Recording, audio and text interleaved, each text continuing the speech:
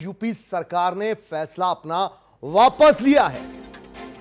अस्पताल में mobile ban करने का फैसला वापस। मरीज अब मोबाइल अस्पताल ले जा सकेंगे। अखिलेश यादव ने फैसले पर सवाल खड़ा किया था और उसके बाद अब यह फैसला वापस ले लिया गया है। यकीनन ये दुरुस्त पहल ही कही जा सकती है, क्योंकि आइसोलेशन में एक तो वैसे ही मरीज अपनों से दूर होकर खुद को अकेला महसूस करता है, उसकी बीमारी और बढ़ भी सकती है, लेकिन मोबाइल उसका एकमात्र साधन हो सकता है जिसके जरिए वो अपने परिवार के साथ संपर्क में रह सकता है। और इसको लेकर अखिलेश यादव ने सवाल भी खड़े किए थे कि अगर मोबाइल फोन से संक्रमण फैलता है तो फिर देश भर में मोबाइल फोन जो है वो बैन कर दिए जाने चाहिए कोरोना काल में। तो अभी हाल ही में सरकार ने जो निर्देश दिया था उसको वापस ले लिया है। अस्पताल में मोबाइल इस्तेमाल कर सकेंगे मरीज। तो राहत भरी यह खबर कही जा सकती है। हालांकि मोबाइल के चलते इलाज में, मरीजों के इलाज में जो कोरोना वर्कर्स हैं, वॉरियर्स हैं, उन्हें इलाज करते हुए कोई खलल आता है कि नहीं आता है, ये सब विषय समझने का है। लेकिन फिर भी जो क्वारंटाइन में है, आइसोलेशन में है, अकेला है, उसके संपर्क साधने का एकमात्र साधन हो सकता है। हालांकि अखिलेश यादव ने इस फैसले पर कहा था कि योगी सरकार नहीं चाहती कि क्या कुछ अव्यवस्था का आलम है वो जनता तक पहुंच सके, इसलिए मोबाइल को बैन किया जा रहा है। लेकिन अब योगी सरकार ने अपना यह फैसला वापस ले लिया है। तो अब मरीज जो आइसोलेशन में होंगे, क्वारंटीन किए गए होंगे, वो अपना मोबाइल फोन अपने पास रख सकते हैं, उसका इस्तेमाल कर सकते हैं। बड़ी खबर इस वक्त की, कोविड-19 अस्पताल में मोबाइल पर जो बैन लगाया गया था वापस ले लिया है सरकार। तो स्वास्थ्य विभाग ने निर्देश जारी किया था। अनुराग भदौरिया समाजवादी पार्टी के नेता इस वक्त हमारे साथ जुड़े हैं। बहुत बहुत स्वागत है अनुराग जी। धन्यवाद। अनुराग जी, अखिलेश यादव ने यह सवाल उठाया और योगी आदित्यनाथ ने उस पर गौर करके हाथों हाथ ये फैसला वापस ले लिया। तो अभी सरकार मान गई ना, सुबह से चिल्ला रही थी, इसको जस्टिफाई कर रही थी, नहीं ऐसा नहीं है, इससे कोरोना फैलता है, तो सरकार मान गई अपनी गलती। तो इसलिए मैं सरकार से कहता हूं कि सरकार, आपके पास में अखिलेश यादव जैसे नेता, आपके पास में अखिलेश जी जैसे नेता हैं इस उत्तर प्रदेश के अंदर में, जिन्होंने उत्तर प्रदेश को 5 साल चलाए और विकास की डगर पे लेके गए, और जिसका काम बोलता है आज भी बोलता है। अगर आपको इतनी कोरोना जैसी महामारी चारों तरफ फैली हुई है, वो इतने अच्छे नेता हैं, उनके पास नॉलेज है, उन्होंने काम करके दिखाया है, एक्सपीरियंस है, आप उनसे सजेशन ले सकते हैं ना, लेने में बुराई तो नहीं है भाई। आप उनके पास जो नॉलेज है उसका, भाई जनता के लिए अगर उनका नॉलेज को आप ले लें तो उसमें क्या बुराई है। अगर आप कोई फैसला लेते समय अगर उनसे भी उन्होंने ये बता दिया ना कि उनकी जो सोच होती है वो जनता के भले के लिए होती है।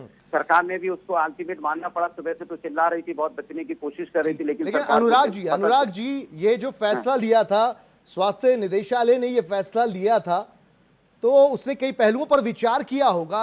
ऐसा नहीं है, खलल भी पड़ सकता है मरीज के इलाज में। चलिए, नवीन श्रीवास्तव हमारे साथ जुड़ गए इस वक्त, भारतीय जनता पार्टी के नेता, वो आपके सवाल का जवाब देंगे। जी नवीन जी।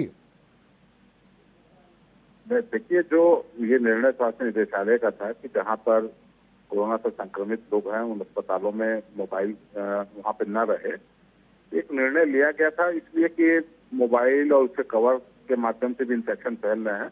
लेकिन उसमें जो निर्णय लिया गया था वो बहुत सही निर्णय नहीं था, नाते सरकार ने उसको वापस लिया। मोबाइल अगर ले जाना है तो उसको भी डिसेंट्रलाइज करके ले जाया जा सकता है, इस प्रकार की चीजें। और जो ये लगातार समाजवादी पार्टी सुबह से श्रीमान अखिलेश यादव ट्वीट करके सलाह दे रहे हैं, तो हम भारतीय जनता पार्टी के लोग स्वीकार कर सुधार करने में विश्वास रखते हैं, हम लोकतांत्रिक व्यवस्था में विश्वास रखते हैं। अगर कहीं कोई सकारात्मक सुझाव है तो उसको हम स्वीकार करने में हमें कहीं कोई दिक्कत नहीं है। लेकिन सवाल ये है कि क्या उत्तर प्रदेश ऐसे देश के सबसे बड़े राज्य के मुख्यमंत्री रहे व्यक्ति, प्रमुख विपक्षी दल के नेता, इस प्रकार से सिर्फ ट्वीट के माध्यम से अपनी उपस्थिति दर्ज करा रहे हैं कोरोना वैश्विक महामारी से लड़ने के लिए, जब पूरा देश एक है, चाहे सरकार हो, चाहे निजी क्षेत्र के लोग हों, चाहे सामाजिक कार्यकर्ता हों, तो जनता यह भी जानना चाहेगी कि उत्तर प्रदेश ऐसे राज्य में जो पार्टी कई बार सरकार में रही है उसके मुखिया क्या कर रहे हैं। जी सिर्फ अनुराग जी करके जवाब दीजिए, अगर सरकार ने कोई फैसला लिया ट्वीट के जरिए ही आप मदद करेंगे लोगों की या कुछ आगे बढ़कर भी करेंगे, ये कहना है नवीन श्रीवास्तव जी का। देखिए, मुझे लगता है कि भारतीय जनता पार्टी की देखिए आत्मा मर चुकी है, तो उनसे बहस करना बेकार होता है। उनको साफ पता है कि एक महिला जो सूटकेस लेके चल रही थी, हमने उसकी आर्थिक मदद 1 लाख रुपए की थी। सिर्फ इतना ही नहीं, क्वारंटाइन सेंटर में जिसकी सांप काटने से जिसकी मौत हुई उसको भी 1 लाख रुपए से मदद की, और 15 साल की बच्ची यहाँ से गुजर के गई अपने पिताजी को लेके 1200 किलोमीटर साइकिल चलाई, उसको भी 1 लाख रुपए की मदद की, और जिस माँ ने बच्चे को जन्म दिया उसको भी 1 लाख रुपए की आर्थिक मदद की, और जो भी मजदूर उत्तर प्रदेश के अंदर में जिसकी मृत्यु हो रही है या जिस वजह से वो परेशान है, हम उसकी 1 लाख रुपए से आर्थिक मदद कर रहे हैं। मैं पूछना चाहता हूँ, क्या भारतीय जनता पार्टी की सरकार को जाती हुई महिला नहीं दिखी? क्या वो जिस बच्चे को जन्म दिया वो महिला इनको नहीं दिखी? क्या वो सूटकेस पे ले जा रही थी महिला का मजाक उड़ा रहे थे? आप कह रहे थे कि ऐसा आपके डीएम कह रहे थे बचपन में हम सूटकेस लेके खेलते थे। ये माननीय राष्ट्रीय अध्यक्ष अखिलेश यादव जी ने किया है। अब आप चाहते हो कि रोड पे भी डिम्पल यादव जी आपको सांसद के रूप में दिखाई पड़ी बांटते हुए, और पूरा समाजवादी पार्टी का कार्यकर्ता हर रोड पे बांटते हुए दिखता है, और इनकी आत्मा भी जानती भारतीय जनता पार्टी की। ये भारतीय जनता पार्टी की स्मृति ईरानी जो सिलेंडर लेके सर पे घूमती थी, एक फुटेज दिखा दे, कहीं खाना बांटती दिखाई दी तो एक फुटेज दिखा दे। ये अपनी जो इनकी स्वाति सिंह इनकी मंत्री है, जो महिलाएं मंत्री है, ये दिखा दे फुटेज, तो हमको पता चल जाए कहीं कुछ कर रहे हैं। बोलने को लंबी लंबी बातें कर सकते हैं, समाजवादी लोग रोड पे हैं, उसके बाद भी इनकी सरकार एफआईआर करने के लिए पीछे पीछे दौड़ती रहती। कहीं मौका मिल जाए तो एक एफआईआर ठोक दें जिससे कम से कम निकले। समाजवादी लोग काम करने में विश्वास रखते हैं, हम काम करते हैं और काम करके दिखाते हैं। हम बेवजह की मीटिंग सीटिंग अनुराग जी दरअसल नवीन जी का, अनुराग जी इनका सवाल ये भी आपसे उठता है, बार बार ये सवाल भी सामने आ रहा है कि समाजवादी पार्टी और बसपा की सरकारें तो यहाँ अच्छे खासे वक्त तक रही ना, तो 20 लाख जो प्रवासी श्रमिक वापस लौटे हैं वो दूसरे राज्य में कर क्या रहे थे? उत्तर प्रदेश में रोजगार पैदा नहीं किया आपने? आप उनको इतने हल्के मत लीजिए श्रमिक मजदूरों को, वो बहुत ही हुनरबाज मजदूर हैं। वो हुनर कमाने के लिए जाते हैं, उनके पास हुनर है। वो 20-25 हजार रुपए जहाँ कमाते हो 30,000 के चक्कर में जाते हैं कमाने के लिए। बहुत शुक्रिया अनुराग जी और नवीन जी, आपका बहुत बहुत शुक्रिया R9 टीवी से जुड़ने के लिए।